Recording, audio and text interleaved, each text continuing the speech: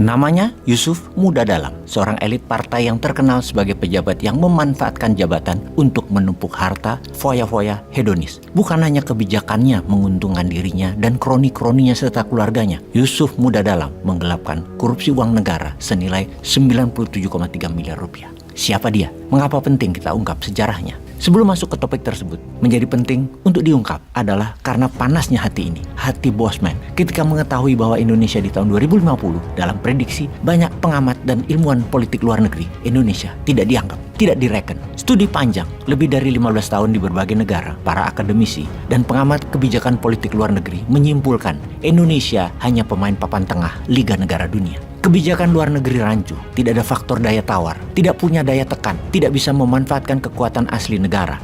Hal itu disimpulkan dalam buku The Power of Geography, karya Tim Marshall, tentang 10 kekuatan global di masa depan yang tidak ada nama Indonesia. Panas hati ini bacanya. Segitu parahnya ya era reformasi ini sampai Indonesia tidak diperhitungkan ke depannya. Dari 10 wilayah tersebut, mereka tidak membahas 3 negara secara rinci karena ketiga negara ini dianggap sudah di atas, yaitu Rusia, Tiongkok, dan Amerika.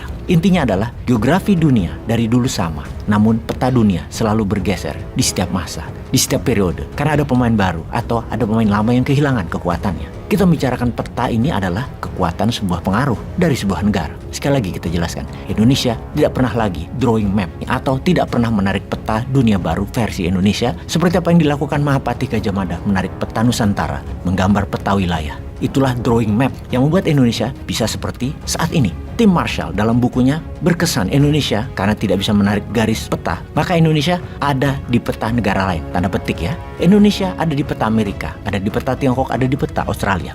Jadi membahas Indonesia dalamnya tidak penting. Ketiga negara yang disebut, Australia, Tiongkok, dan Amerika adalah penguasa kebijakan luar negeri Indonesia jadinya. Segitu parahnya ya. Sekali lagi, era reformasi ini nggak dianggap penting lagi dan tidak ditakuti, tidak dihargai tepatnya. Sehingga melihat Indonesia, lihat aja apa kebijakan luar negeri Tiongkok, apa kebijakan luar negeri Amerika dan Australia. Kita tidak bisa diamkan hal ini. Generasi survival COVID, generasi Gen Z, generasi zilenial, dan generasi penyintas COVID. Ini adalah masa Anda pegang kendali kemana arahnya negara. Saya titipkan sejarah ini. Kita kembali ke paragraf awal. Kita mundur sejenak ke tahun 1949 di mana Partai Komunis Indonesia gagal melancarkan kudeta kekuasaan yang mencoba mencongkel Pak Karno. Sejak gagalnya upaya kudeta tersebut di tahun 1948, PKI merubah gaya politiknya dengan menempuh cara-cara yang lebih soft, mengikuti pemilu dan tidak berani berkonfrontasi terbuka baik secara hukum maupun kelompok seperti kepada militer, polisi, dan ormas besar NU dan Muhammadiyah. Partai Komunis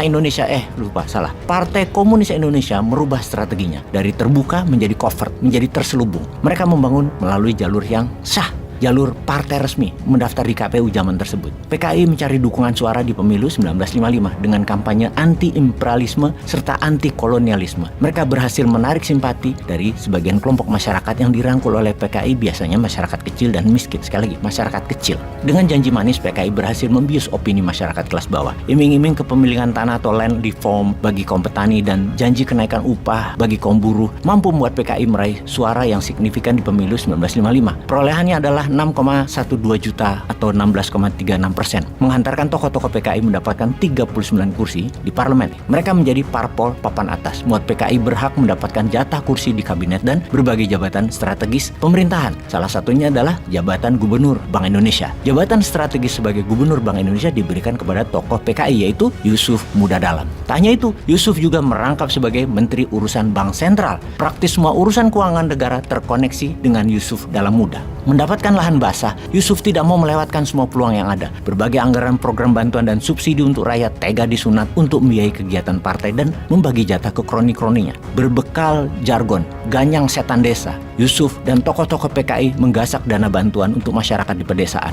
Berkamuflase di balik jargon ganyang kaum borjuis birokrat atau ganyang kabir. Diam-diam elit PKI menggelar pesta dan kampanye yang biasanya diambil dari uang subsidi untuk rakyat miskin. Sifat kemaruk harta para tokoh PKI sangat kontras dengan jargon kampanye mereka. Rakyat kecil dibiarkan tidur dengan perut lapar di tengah buayan mimpi-mimpi janji-janji indah PKI tentang pembagian tanah gratis bagi kaum tani. Ketika Super Smart terbit, Legend Soeharto dengan sigap menggunakan kewenangannya untuk membubarkan PKI. 15 menteri dari PKI ditangkap dan diseret ke Mahmiluk, termasuk antaranya Yusuf Muda Dalam ini, dan dihukum mati. Melalui sederet penangkapan tokoh PKI di kabinet, terungkaplah fakta yang cukup mengejutkan akan limpahan harta yang mereka miliki, dan tidak heran mereka bersiap kudeta lagi di tahun 1965. Mereka sangat kaya, menumpuk kekayaan untuk kroni-kroni mereka. Tokoh elit PKI hidup dengan korupsi dan memanipulasi kebijakan demi dirinya dan kelompoknya, sementara pendukungnya malah diminta hidup hemat, dipaksa membeli kebutuhan hidup dengan harga tinggi dan dipajaki tinggi. Rakyat sibuk antri beras, sementara para pejabat dan tokoh pemimpin PKI sibuk membelah anggaran. Rakyat berdesakan antri minyak, sementara di berbagai departemen para tokoh PKI dan kroninya berpesta harta dan tahta. Sahabat New Mind, menceritakan tentang masa lalu sejarah politik Indonesia itu penting untuk kita tidak melakukan hal yang sama, yang buruk, dan kita lanjutkan hal yang baik serta menambah hal yang baik lagi agar Indonesia jadi negara yang dihargai, berdaulat, dan makmur. Sahabat semua, jika ada kesamaan cerita dengan masa kini atau masa depan, itu hanyalah sebuah kebetulan. Ambil hikmahnya ya.